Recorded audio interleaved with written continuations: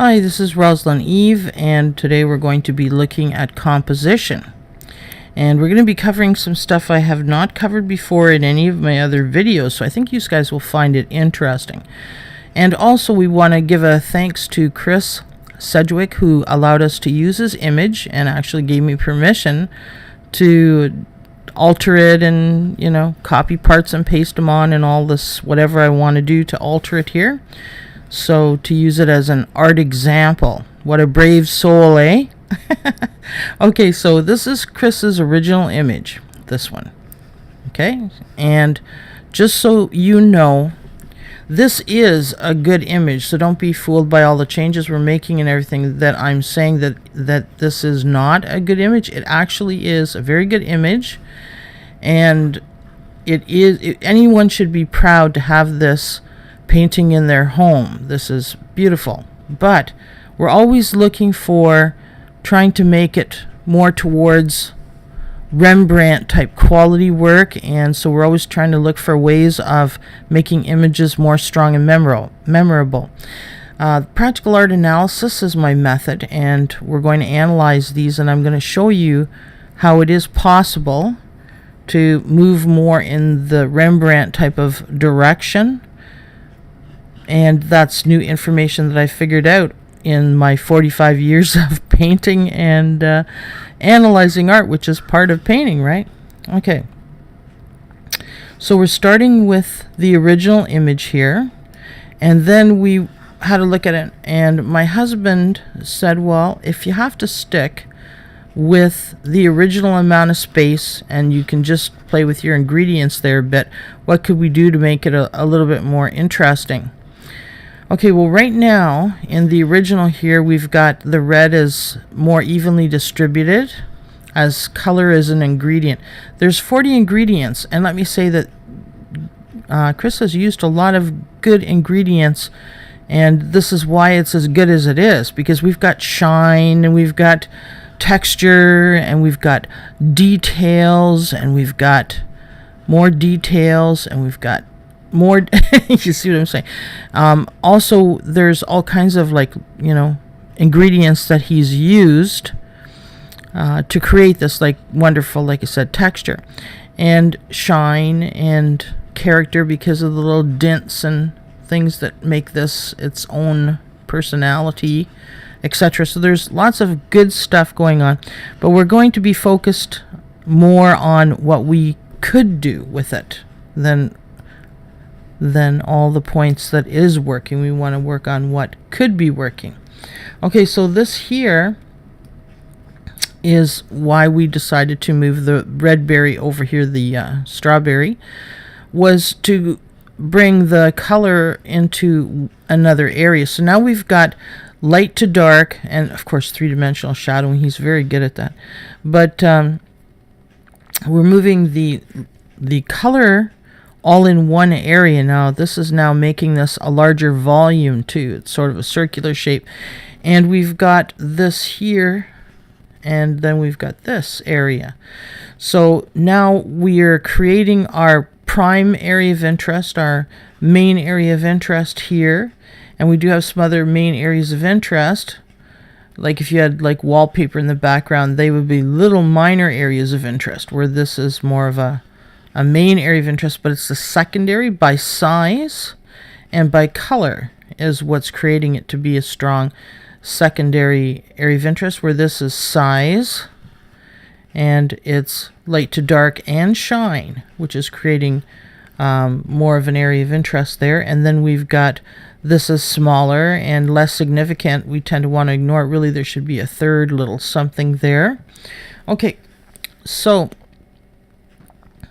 when we look at, let's go to here, the amount of space that we're taking up for our main area of interest, you can see that is, compared to the whole image, that's almost taking up the whole image. They talk about in high school, when I took art, the path or flow that your eye wants to follow. Well, that would be here to here to here to here, see?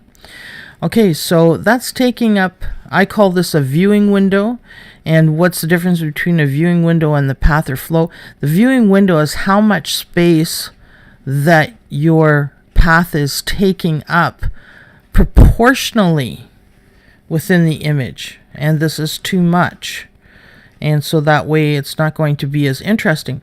If this is if your area of interest is smaller portion, then you're going to see it as being a stronger area of interest because it becomes more small and precious compared to the common space that is not your area of interest. Like, I know a lot of people will teach you, oh, cut out all your boring space, cut it out, cut it out. No, because it actually enhances and acts as a backdrop for what you want people to look at. Now, you'll see this more as we move forward in the images here. Then you'll be able to see it more clearly. So that's what we could do with this, just to make it a little more exciting, because it's too evenly distributed here too. And so it makes it less exciting. When it's not quite as evenly distributed, you can see it makes it a little more exciting. Okay.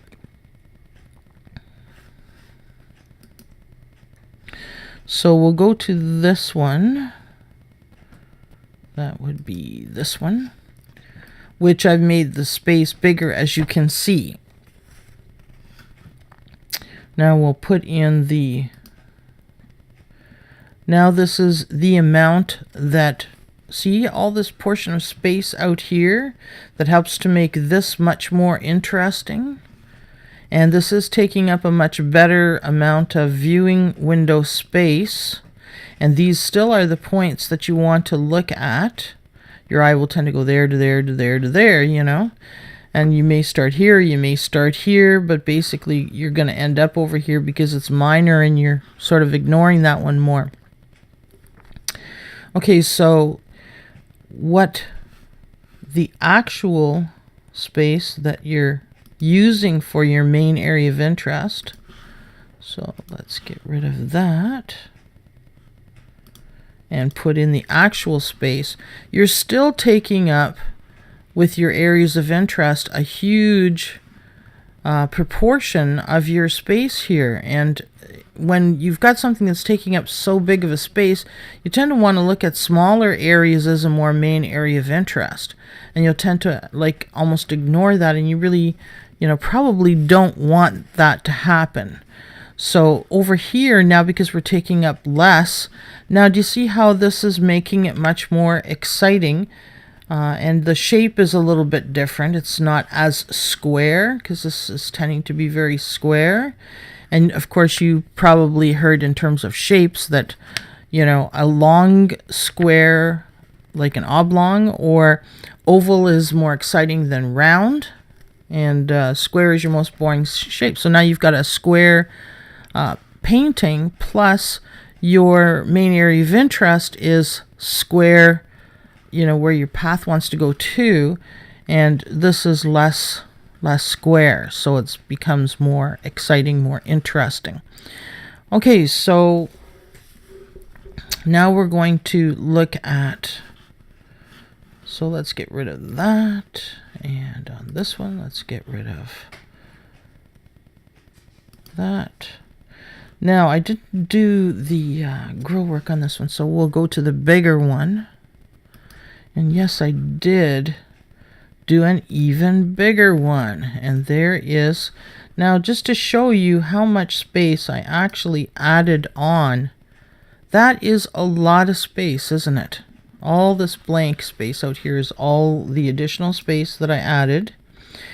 Now, I want you to pay attention to your proportions of light to dark here, because that's, each one of these things that I'm talking about are all ingredients, and there's 40 ingredients in my book that artists can use to make their work stronger and more memorable. So these are ingredients. Color's an ingredient, texture's an ingredient, 3D-dimensional shadowing is an ingredient, you know, so these, and then shapes, you know, variety.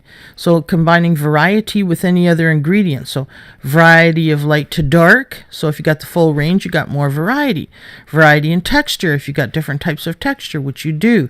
This has texture. This has texture. You see what I'm saying? This has little bits of texture. Details, you know. Look at the little dark sprig back in here, the details. So like I said, he's got a lot of things going for it. It's just we're trying to come up with even more, right? So, okay.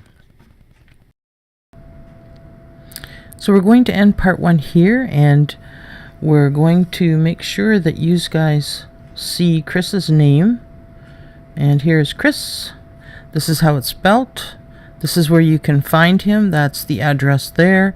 You can also Google Chris, and he does some excellent work. I hope you do check out his address there, because he's got some beautiful work there. And it reminds me of Rome, Zeus, mythology type of stuff. So I think you'll find it quite interesting. And let's just pop this down. And this is me, my address. I do have my book available on Amazon.com. I do have my book available by email, which I thought was pretty cool, and for considerably less money, and also on USB if you would like it mailed to you. So we have options. Now let's move this down, and also just in case you need a mini analysis done, and the price is at my Facebook page as well for that, and this is my email. Okay, well, if you guys hit that subscribe, then I guess we'll be looking forward to see you again soon for part 2 and other wonderful images and more to share in information. Okay, well, thank you, and bye for now.